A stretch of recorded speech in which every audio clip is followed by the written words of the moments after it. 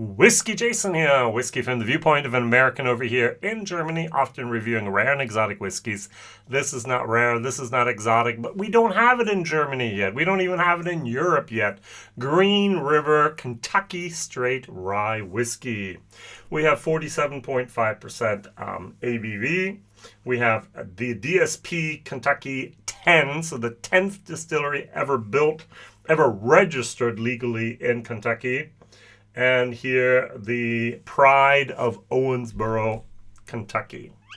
So, this bottle costs in America around $35. Take a guess what I paid for it over here in Germany. Now, this was secondary market price, and I paid 89 euros for this.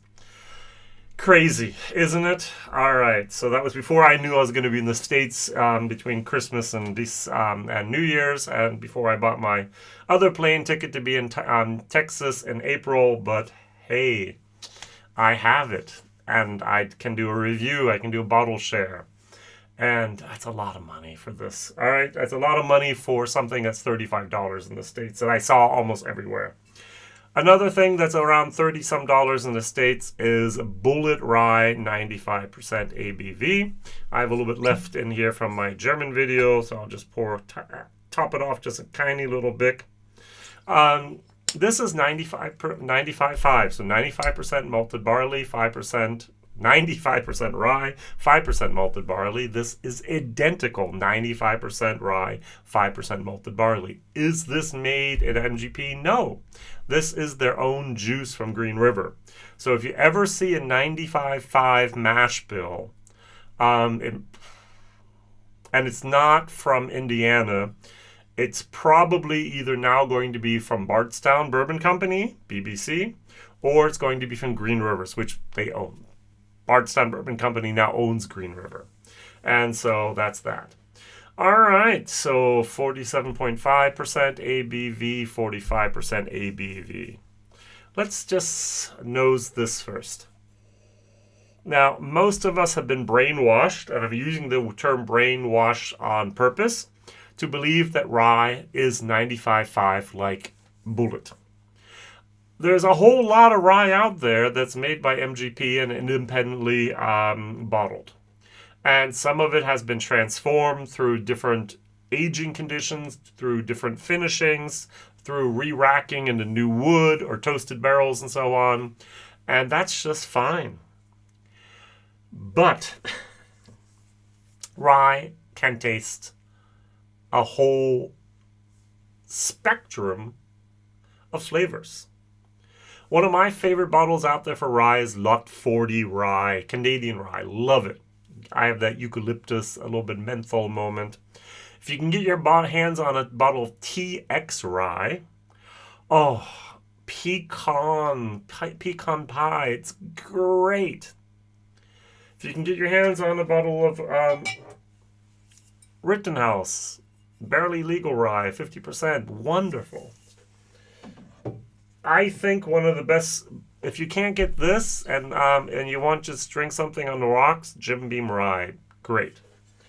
And Woodford Reserve, beautiful, beautiful mouthfeel, beautiful texture.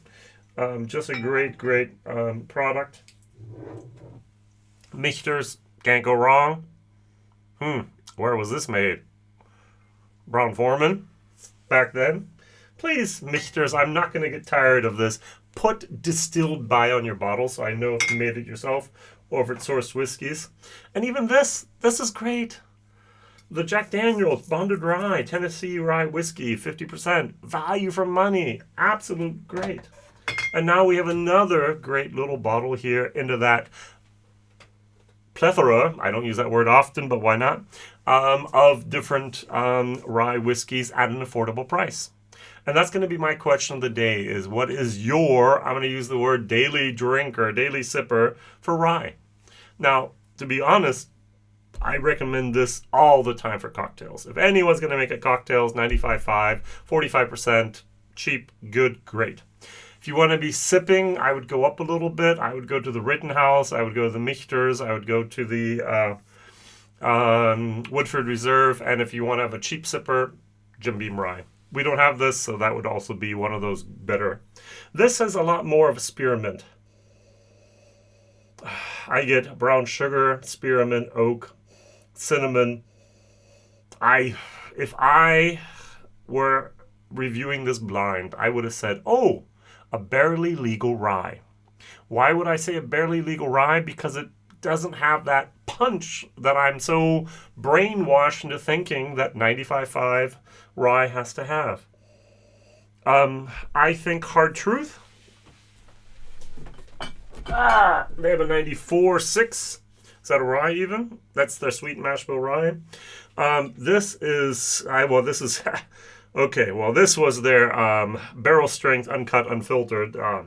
I love also Hard Truth, but much harder to find.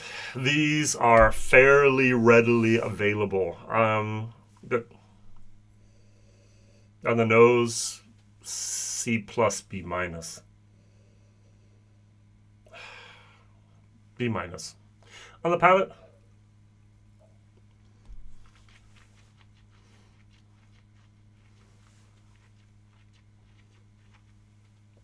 there's a little bit of heat.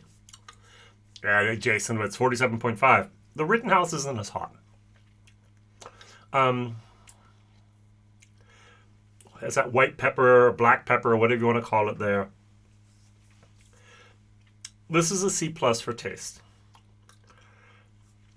I get apple, cinnamon, clove, oak, a tiny bit of maple syrup,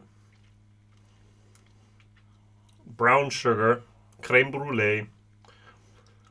I always do this because what is creme brulee? It's just sugar with a flame caramelized. And a little bit of a apple moment. This is good. It's not great, but it's good. It's got a fairly long aftertaste. That's very, very nice. The heat, that's the only thing that I am not the biggest fan of at the moment. Good stuff. Over here, this is a bottle since I've been drinking whiskey, this has been one of my personal favorites for value for money out there.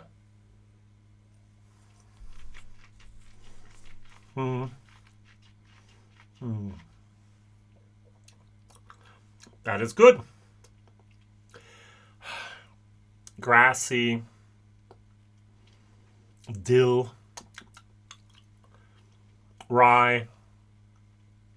This is darker. This is richer. This is more sophisticated. This is very, very just one or maybe an accord of 3 different notes. Bam!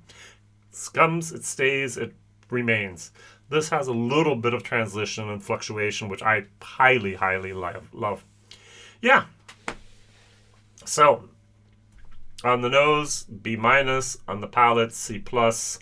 For $35, I would give this a C in America. For the $89 I paid for it, 89 euros I paid for it, it's a D minus. Not worth that. Over here, I'm paying about 32 euros for this. I think you can get it for $29 to $35 in the States as well. So they're very, very comparable. If you want that grassy dill type of moment, go over here.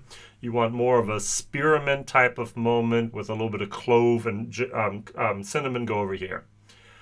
So, what is your favorite daily sipper rye? So, probably under 40 euros, $40. I would have originally said 30, but this is 35. So, what is your favorite rye under $40, 40 euros, 40 pounds? Write it down in the comments. I'd be very interested to hear from you. Whiskey Jason, thank you very much for watching, liking, subscribing. See you real soon. Bye-bye.